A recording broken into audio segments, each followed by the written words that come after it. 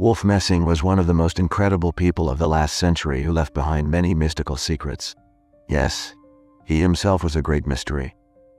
And although he had unique abilities to penetrate into the invisible world, even in his life there were events that shocked even him.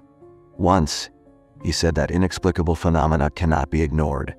They need to be studied in order to understand which of them are natural phenomena and which are false or deceptive. When everything is explained, there will be no place for mysticism in our world. It is for this purpose that I must tell you about a group of phenomena that no one has yet been able to give even a tolerable explanation for, including myself. Wolf Messing called himself a materialist. He considered his abilities supernatural and claimed that all his phenomenal capabilities were the result of many years of training in analyzing human behavior and a subtle understanding of psychology. He believed that reading thoughts and influencing people's consciousness were based not on mysticism, but on the ability to read nonverbal signals, such as the slightest changes in facial expressions, intonation, and gestures of the interlocutor. However, this man had another skill that amazed not only those around him, but also himself. In rare moments, he felt as if he were able to foresee events that could not be logically explained. Sometimes, his premonitions came true with frightening accuracy.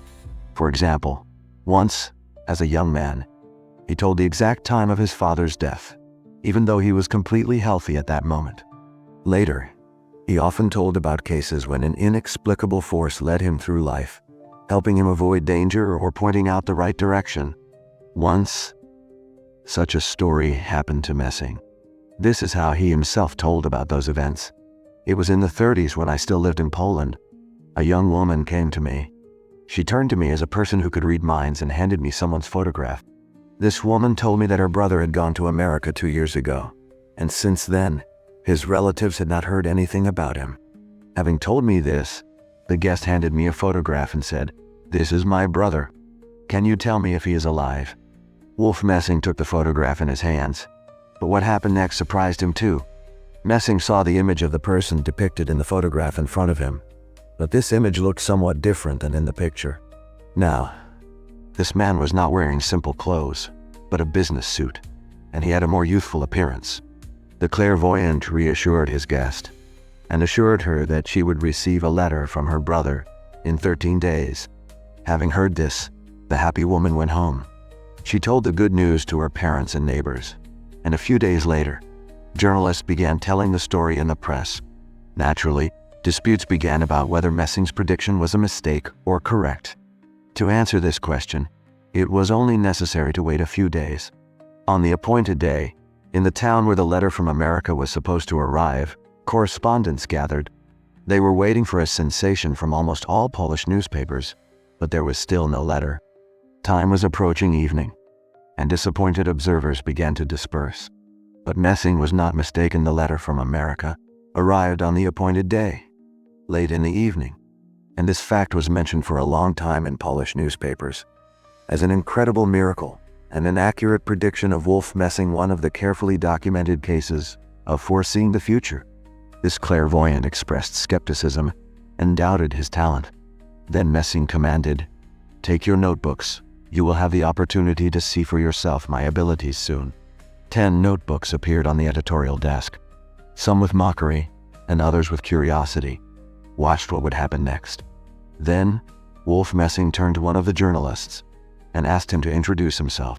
He gave his first and last name, and then Messing said, "Now write down the first and last name of this person, and then mark that in a few weeks, namely on June 22nd, he will be promoted. When that day comes, call me and let me know if this is so." On the said day, several people called him to tell him that the journalist he pointed out that evening had been appointed editor of one of the capital's newspapers. They asked the predictor how he had managed to see this event, and Messing honestly answered, "Don't ask me about it. I don't know." Wolf Messing admitted in one of his interviews, "Usually, when I am asked a specific question about the fate of this or that person, about whether this or that event will happen or not, I should stubbornly think, asking myself, will it happen or not? And after a while, there is a conviction that this is how it will be best. I feel the fate of a person whom I meet for the first time in my life, or even whom I do not see at all. I only hold some object belonging to him." Wolf Messing claimed that his predictions were always accurate. However, once in Poland, there was an incident that could call into question his entire reputation. It was like this. An elderly woman came to him, worried that her son had not been in touch for several months. To help, Messing asked her for any item that belonged to him. In response, the woman handed him the last letter she had received from her son. This is how Messing himself spoke about it. "I saw that in some places, the words in this letter were blurred by the tears of a loving mother, and they were impossible to read. However, I did not need this. I read only the greeting from my son and the last phrase, 'Your son, Vadik.' I put the letter aside, but lines from it continued to flash before me. And at some point, I saw quite clearly that the person who wrote these lines was no longer alive." Wolf Messing advised the woman to hold on and think about other members of her family. According to these words, the woman realized that she would never see her son again. She left Messing in tears. Soon this meeting was erased from the fortune-teller's memory because every day new people came to Messing with their questions and requests, and then their paths diverged forever. But the story with the loving mother had a continuation. 2 months after this woman's visit, Wolf Messing received a call. He was asked to urgently come to the city in which he had been 2 months ago. Messing immediately set off, and upon arriving at the station of the city, he was met by people with unfriendly faces. From the crowd, a young man came out to the fortune-teller and said with contempt, "Wolf Messing, you are a charlatan." The fortune-teller began to make excuses, but new accusations rained down on him. Wolf Messing soon realized what had happened. Among the people who looked at him with distrust, he noticed the very woman who had come to him 2 months ago with a letter from her son. However, his surprise was even greater when he saw in front of him the very man who had previously been declared dead. He was alive. Wolf Messing commented on this case. "I asked this woman to show me the letter again, and again I was convinced that there could be no mistake here. I was sure that the person who wrote this letter was dead. And then a guess arose in my head, and I mentally asked this woman's son, 'Tell me, you wrote this letter yourself?' He said that it was written by the person with whom he was in the hospital, and this person soon died. If I had known about this circumstance earlier, then I would not have had to return to this city, and this woman would not have shed so many tears." Morons will help to decipher the mysterious today, but absolutely material foundations of foresight. In the future, I am convinced that the mechanism of this skill, unknown as yet, will be studied and someday understood. My purely intuitive method is not clear to me or anyone else, but I am convinced that it has a material base and a material mechanism. Today, many experts in Western countries consider clairvoyance an established fact. By the way, I am not the only one with this gift, but also many other people who have shared about it in their chronicles, diaries, memoirs, and so on. Thanks to their abilities, Wolf Messing was constantly convinced that the future of man is not so foggy.